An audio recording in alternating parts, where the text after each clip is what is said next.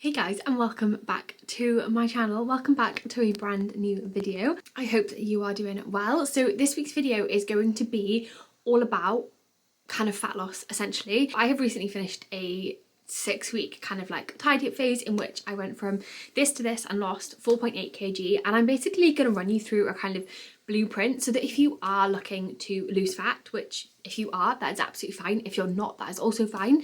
So that you can kind of do the same. And this is not me saying if you do this you're going to lose X amount of weight, but it's actually really, really important to me that people do things in a kind of more approachable way and a more sustainable way, and hopefully this will help you do just that. So the first thing that I want to note here is that this isn't about how much weight you can lose. Like, the actual amount of weight that you lose is not the most important thing by any means at all. Like, it really, really isn't. The most important thing here, and it was the same for me in my journey, was actually just getting back into routine with certain things, with really kind of finding my structure again with certain things, with kind of like building and reintegrating different habits, you know, with kind of prioritizing my nutrition, not in terms of numbers, but actually just in terms of the quality of my nutrition as well, and just getting back into routine with that. Because towards the end of last year, I obviously went traveling. I then came back and it was Christmas. Then I was on medication that had, like, you know, different side effects and things like that, and weight gain had been one of them. Plus I had, you know, started kind of like different forms of training and things like that, and I was just a little bit out of routine with everything, which did mean that I gained I think I gained about 4 or 5 kg, and I was sitting 3 to 4 kg heavier than I naturally sit and where I'm most comfortable. So for me it was just a case of kind of getting back into routine and just using, you know, this time to just get back you know, to where I felt most comfortable. And again, it wasn't about kind of, you know, I wasn't like, oh my god, I need to hit a certain weight on the scales, but I know for me where I sit most comfortably. And obviously because I, you know, my body composition has kind of been the same, you know, for quite a little while now, I know that that is the case. So for a lot of people, you know, and they're like, I want to hit 9 stone, or, you know, for argument's sake, it doesn't really mean anything because the last time they, you know, hit that was maybe when they were a teenager. So now they look completely different. Whereas obviously I have been, you know, weight training, doing this style of training and kind of being the way that I am for quite a while now. So I know how my body pretty much looks at different weights. So yeah, I just wanted to kind of start it off by saying that. And I also want to say, if you do have any questions or anything, just let me know in the comments and I can, you know, run through them. So obviously when I say I lost 4 kg, well, I lost 4.8 kg in 6 weeks. Now, I did this purely through consistency. So again, one of the biggest reasons that people kind of don't lose the weight, there's 2 big reasons that people don't lose fat when they want to lose fat. Number one, they go too hard too soon, which basically then means that they are restricting, they're miserable, and they get 2 weeks in, maybe they're like, oh, I can't do this anymore. They hit the fuck it button, they overeat on the calories, they feel like they can't do it, they feel overwhelmed, and they just stop. Or number 2 is that they try and aim to be perfect. So they're like, right, I need to do this perfectly, like absolutely perfectly. And then as soon as one thing kind of doesn't go to plan, they're like, okay, I can't do this. Like, I can't do this. And it is very much like that all or nothing. I was consistent with what I was doing. I was not perfect. I had a weekend away. I had another weekend at my mum's. I had another weekend that was untracked. I probably had 2 takeaways at least. I had days where I went over my calories, I had days where I missed my steps, but the biggest thing, and this is the biggest thing I want you to take away from this video, is I did not let those things mean something about me or my journey. If I had let those things impact me and the way that I feel about myself and the way that I feel about my journey, I would have stopped doing what I was doing, and that would have meant that I would never have pushed through those plateaus. I would never have kept going. I would never have got that end result. Another thing to note as well is I didn't let them mean something about me in terms of my ability to lose fat or my ability to get to a goal. That is another big thing that a lot of people do, is they'll get to, you know, like something will happen and they'll make it mean something about them. They lose the perspective of it. Like, it, you know, I've had clients message me before being like, oh my god, I ate, for example, one of my clients messaged me the other day and she was like, oh my god, everything I ate yesterday was beige. Like, I'm really trying hard not to beat myself up about it. And I was like, right, let's put this into perspective now. She sent me everything she'd eaten and I was like, okay, perspective wise, let's sprinkle a bit of perspective onto this. You had a croissant for breakfast, you had Cocoa Pops for lunch, you had a Chinese for dinner. Yes, it is not the most nutritious food in the world. Of course it's not. But do you eat like that every single day? No. When was the last time you had a Chinese? When was the last time you had Cocoa Pops for lunch? Like, when was the last time all these things happened? You have two choices. You can either overthink it, overanalyze it, and make it mean something about you and that you can't, you know, progress on this journey, or you can literally just go, it is what it is, let me move on, let me get my nutrients in today, let me eat my protein today. And that's the biggest thing, the ability to not make those things mean something about you is the reason people will see progress, because everyone in the world has days where they're not perfect. Everyone in the world has days where they eat over their calories, or they don't eat many nutritious foods, or they don't eat a single vegetable, or they don't drink their water, or they don't hit their steps, or they don't get any movement in. Every single person in the world has those days. But the difference between the people who see results and the people who don't is the people who do see results don't make those days mean something about them. That is literally it. Another thing that I just want to note before saying this is, obviously I have spent years building muscle. Number one, I've spent years and, you know, a lot of time building routines, building habits, and building those foundations. So something that I talk about a lot on social media is building foundations and then building on them. And that is the biggest thing. I keep saying that about everything, but that is something huge that I want you to remember if you're on a fat loss journey, is if you are suddenly trying to go from 0 to 100, you are going to fall off. Of course you are, because you're putting extreme pressure on yourself. You're trying to make extreme changes. You're not giving yourself time to integrate or implement these changes, and you're literally setting yourself up for failure. And every time you do that, you're reaffirming to yourself that you cannot do it. Okay, so like I said, I already have those foundations in place. So what I mean by that, I'm just writing down something else that I'm going to talk about in a minute. What I mean by that is, if you want to make a change, okay, if you want to lose a little bit of body fat, that is absolutely fine. But the changes that you are making, you cannot just then stop doing when you get your results. So this is where, again, a lot of people kind of fall off, is that they will get their result that they want, and then they just go back to living their normal lives and stop doing what they were doing to get that result. Now, this is not me saying you need to always be on low calories and always be on high steps and always do cardio and things like that, because you don't. You absolutely don't. But if you go to doing pretty much no steps, no active cardio, not prioritizing your nutrition, not monitoring your nutrition, you're going to undo that hard work. So that's what I mean by foundations, is if you are sat here right now and you're like, right, I need to lose fat, I've tried over and over and over and over and over and over, I cannot do it, I want you to watch this video. I want you to grab a pen and paper and write down exactly what I am saying, because you need to focus on building your foundations for a lifestyle change rather than a quick fix. Now, within that lifestyle change, obviously, yes, there is going to be a period in which you push a little bit harder to elicit that fat loss, and then you will reverse diet out of it. And you will have then, what that then means is, by building foundations, you're not only getting results, you are also creating a lifestyle and routines that are going to help you maintain them. So first things first, if you're sat here right now and you're like, right, I want to lose a little bit of body fat, I want to lose, you know, some body fat in, you know, I don't know, 6 to 8 weeks before summer. What I want you to think is not how quickly can I lose body fat, but actually, okay, what routines, habits, structures can I implement that are going to help me get a change, feel really good, build confidence in myself, empower myself with knowledge, with education, and allow me to then build routines that I'm going to be able to keep up with. So I want you to look at your food, the quality of your nutrition. You know, do you track your food? What are your portion sizes like? Do you snack unnecessarily? Do you plan your meals? Do you prep your meals? I want you to then look at your water intake. Do you drink much water? Do you, you know, rely a lot on kind of like coffee and tea? Then think about, you know, your movement, day-to-day movement. How much movement do you get in? Where does this come from? Are you proactively going out and getting movement in? Are you going to the gym? Are you doing workouts? Like, what are you doing? In terms of your sleep, like, what does your sleep routine look like? What is your quality of sleep like? Are you getting enough of it? You know, is it disturbed in the night? Do you have a sleep routine? Do you have an evening routine? Do you have a morning routine? Do you have routines within your day? Like, I want you to think about all of these things. You know, how do you manage your stress? Do you take any supplements? You know, how are you showing up for yourself? Are you organizing your time? Are you spending time, you know, with yourself? Like, literally sit down and go through, right, my nutrition, how does it currently look? My training, how does it currently look? My day-to-day life, how does it look? Routines, how do they look? My habits, how do they look? Okay, think about all of these things, write it down. Then what I want you to do, I want you to pick 1 to 3 of those areas, okay?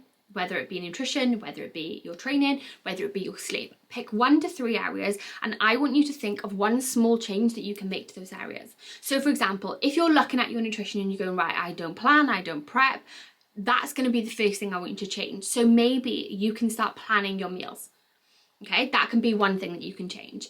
So that'll be that area. Then let's look at, let's say, hydration. Okay, I need to drink, I'm drinking 1 litre of water a day, I need to drink more water. Okay, let's add in 500 millilitres of water a day. Let's say movement wise, you don't currently kind of get like, you know, much movement in. Okay, can we look at, all right, every single day I'm going to go for a 15-minute walk, or 3 times a week I'm going to go for a 30-minute walk. Okay, so you can write down those 3 things. Then you can literally go into your calendar, you can look at, right, where can I fit these things in? So for example, you could make time on a Friday to plan your meals for the next week, so that then on a Sunday you could get your food shop delivered. Okay, that is one big thing then sorted. You could look at, okay, can I buy a water bottle that is going to help me get my water intake in? Can I set reminders that's going to make me drink more water? Okay, then that's your water side of things sorted. What was the other one I said? Steps. Okay, can you look at, right, where can I fit these things in? Can I get it in the morning before work? Can I shut my laptop down and go straight out for a walk? If I'm going 3 times a week and going for a longer walk, where can I put these in? Can I schedule them into my calendar? Okay, so what's going to happen then is those things are going to become, the more that you do them, and yes, it's going to take a little bit of work to do them, but when you've got them planned, when you know exactly what you're working towards, it's so much easier to implement. So you then know, right, I've got these goals that I want to hit, these are what I'm going to do. You can plan them into your calendar, you can get them done. What happens then is those things become like second nature. Okay, and when those things become like second nature, they're not going to feel like a chore. So then they're part of your routine. And what you can then do is you can either build on them a little bit further, or you can pick another 1 to 3 areas and build on them. Okay, so for example, you could then go, right, sleep routine, I need to get a routine with my sleep. Okay, now I'm going to implement that. So rather than it being, right, I'm going to try and change 10 things at once that make me feel overwhelmed, that don't get me anywhere, it's going to be, right, I'm going to pick 1 to 3 small changes that I know I can implement, I know I can be consistent with. And every single time you tick one of those things off, you're building that confidence within yourself that you can do it. You are telling yourself, I absolutely can do this. Okay, so that is basically how you're going to build routines. That is essentially, through building habits, that is how you're going to build routines. Now, what I want you to also remember is you may not, by making these changes, you're not necessarily going straight into a calorie deficit, but I think that's something that most people forget. And it's actually a really important point, is if you're working with a coach, it's different because you've got someone holding you accountable. But again, even with my clients, we will always go through a discovery phase, first of all, where we literally discover everything there is to know about them, their life, what they do, what they don't do, what they like, what they don't like, how their current routines look. So we know when we're making changes that they're realistic. So what I would look at doing is, first of all, just taking some time to really build those foundations. And if you're starting from 0, you will probably see a change to your, you know, to the way that you look and the way that you feel and your body composition, because you're making positive changes. And then obviously, you know, once you've built those foundations, if you then want to go into a more specific fat loss phase, then you can. You know, if you're already planning your meals, it's then going to be a lot easier to track them. If you're already getting steps in, it's then going to be easier to get more in. If you're already drinking your water, it's then going to be easier to get more of that in again. If you've already got, you know, if you've already got a nighttime routine, it's going to be easier then to get more sleep in. So do you see what I mean? Like, building those foundations is so important. That is going to help you build those routines. Now then, this is a big one, and it's a belief. Okay, so a lot of people will, you know, we've tried and failed at diets before, we've tried things that aren't sustainable, and then we kind of lose that belief that we can do it. And the problem with this is, if you don't believe you can do it, that is the way that you're going to show up. If you believe you're not going to be successful, you will show up as that version of you who is not successful, and guess what? You won't be successful. Like, mindset is a massive thing, and mindset is actually going to make or break your journey, because if you do not believe that you can do it or do anything, you will not show up as that version of you who does. So you'll self-sabotage. You know, maybe that'll be procrastinating, maybe that'll be telling yourself you don't have time, maybe that'll be, you know, not getting your water bottle and ready the night before so that you then don't have that reminder the next day. That's a big one. Okay, so mindset is so important. You need to believe that you can achieve it. Like, you know the saying, if you believe it, you can achieve it. It's so true. Like, there's also another saying that if you think, whether you think you're wrong or right, what's the saying? If you believe you can, or if you believe you can't, you're right. Again, from what I just said, if you believe that you can do something, you will achieve it. If you believe that you can't do it, you won't achieve it. Okay, belief is like, it's such a massive thing because your thoughts create your reality. So if you don't believe that you can do it, you're not going to show up as that version of you. You're going to self-sabotage, you're going to procrastinate, you're not going to do the things that you need to. Whereas if you believe that you can, you're going to show up for yourself. Oh my god, how have I blabbed on for 15 minutes? I was going to try and keep this. I'm going to try and keep this under 25 minutes because otherwise it's just going to be too long. When it comes to habits and routines as well, just another point to touch on, think about habit stacking. So, for example, if you're looking at creating a new habit, the easiest thing to do is to tap that on top, strap that to even a habit that you already do.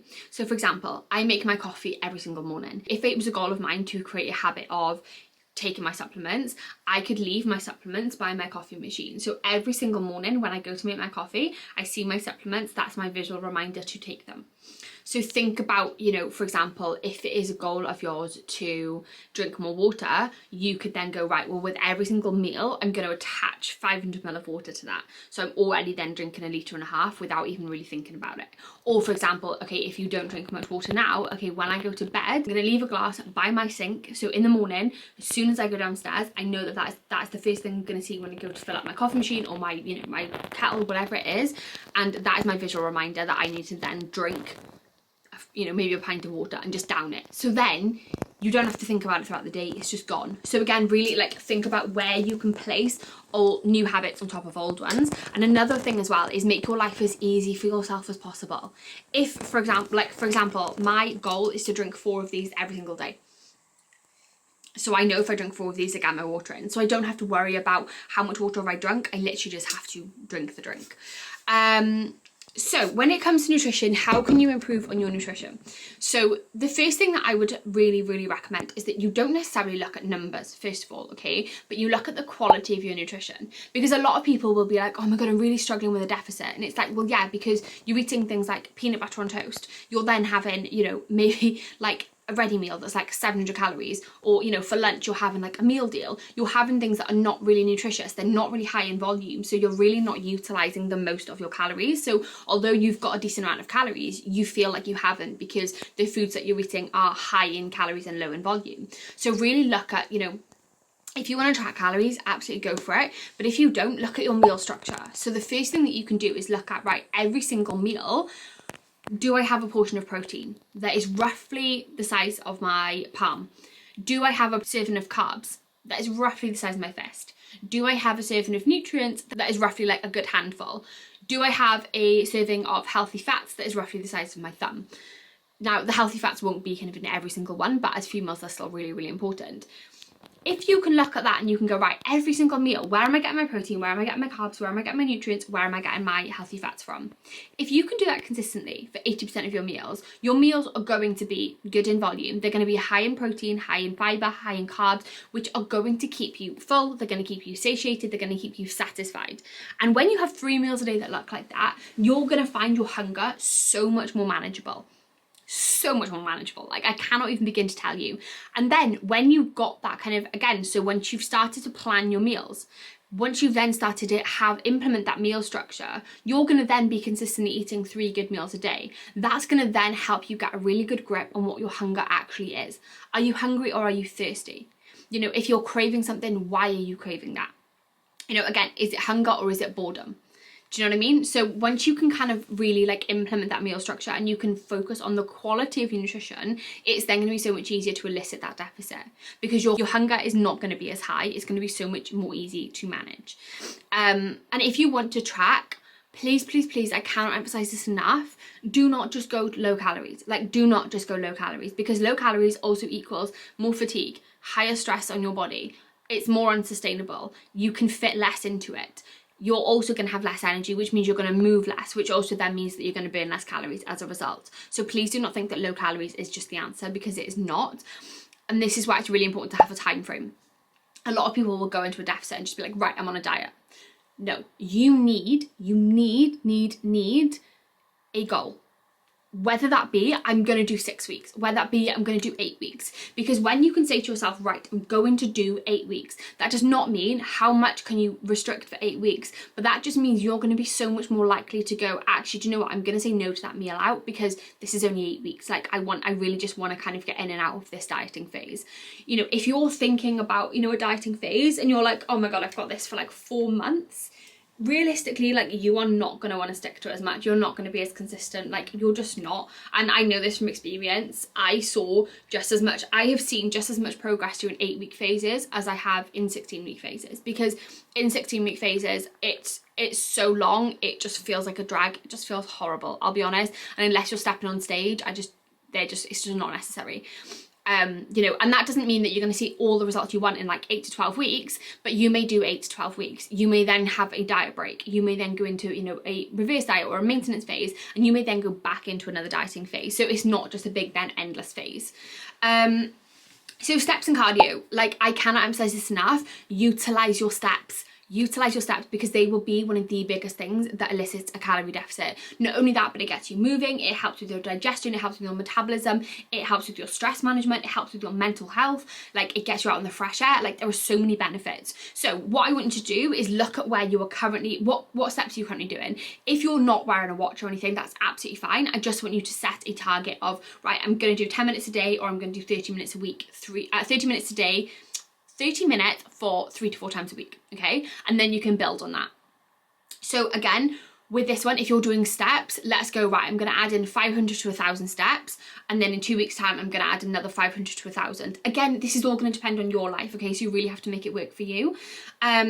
With cardio, it's not essential. If you want to kind of get a quicker result, then maybe it's beneficial. But again, I would probably start off, if you're going, you know, if you're going from 0, start off with maybe 20 minutes, 2 to 3 times a week, and then build on that. Again, make it work for you guys. Make it work for you.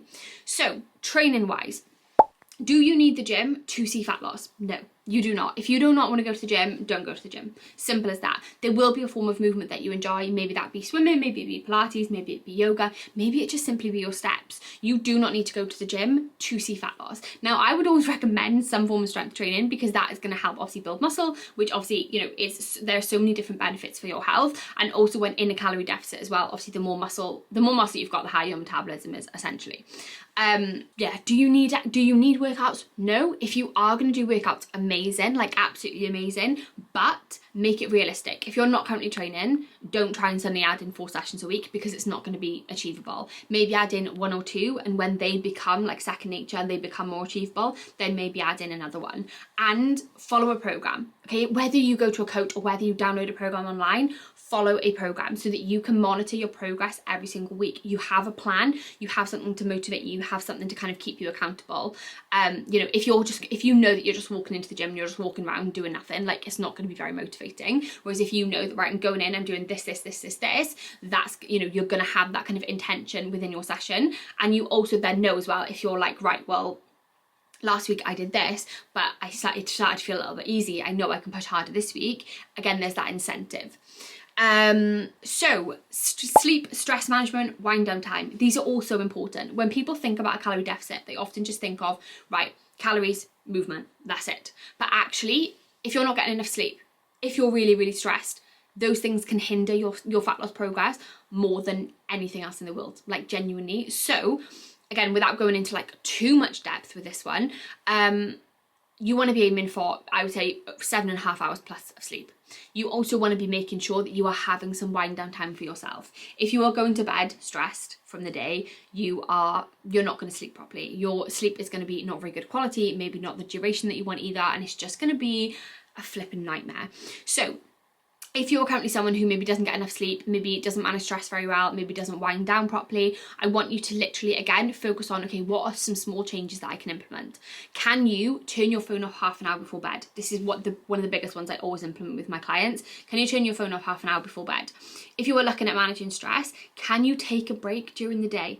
Now, I know that this may sound really counterproductive, because you're like, right, well, if I'm stressed, why am I going to take time out of my day to stop doing the things that need doing. But actually that's the problem. A lot of time people will think like, oh, I'll just keep working because then I'll get work done quicker and it'll help me manage my stress.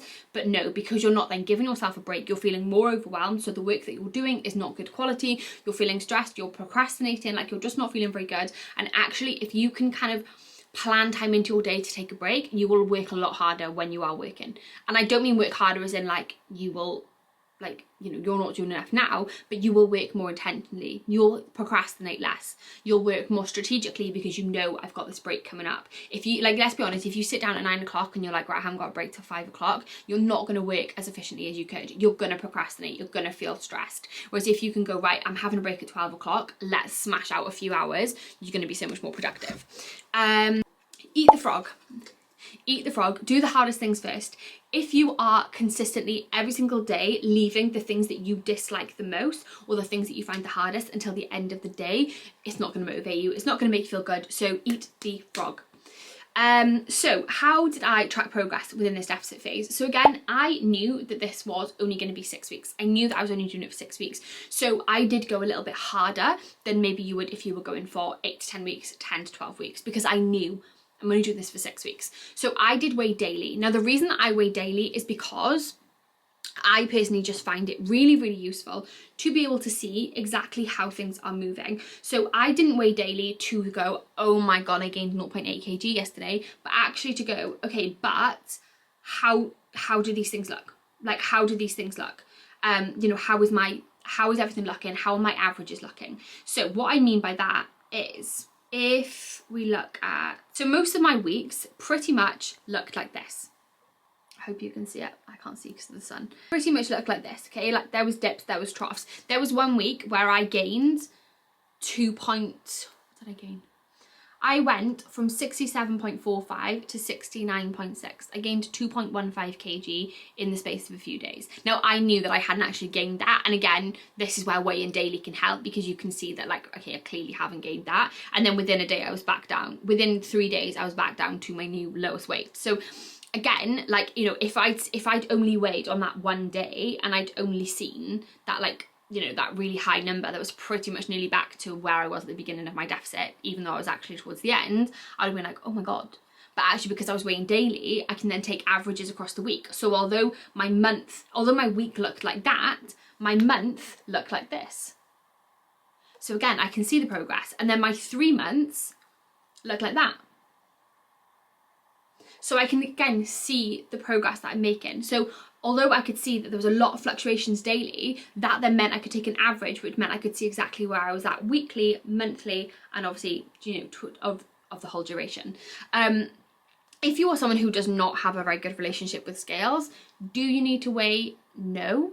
Would I recommend weighing? Yes. And I personally believe that weighing daily can help you overcome that relationship with the scales as well. But if you haven't got that support system there to do so, then that's a personal preference. I personally find it helps because I think when you can see those fluctuations and you can see that, right, I've gained 1.2 kg overnight, okay, well, I know I haven't done anything. It just puts a bit of perspective into it, like, and then you can see, you know, okay, actually I haven't gained that. Because again, what you've got to remember is, you know, think about your body.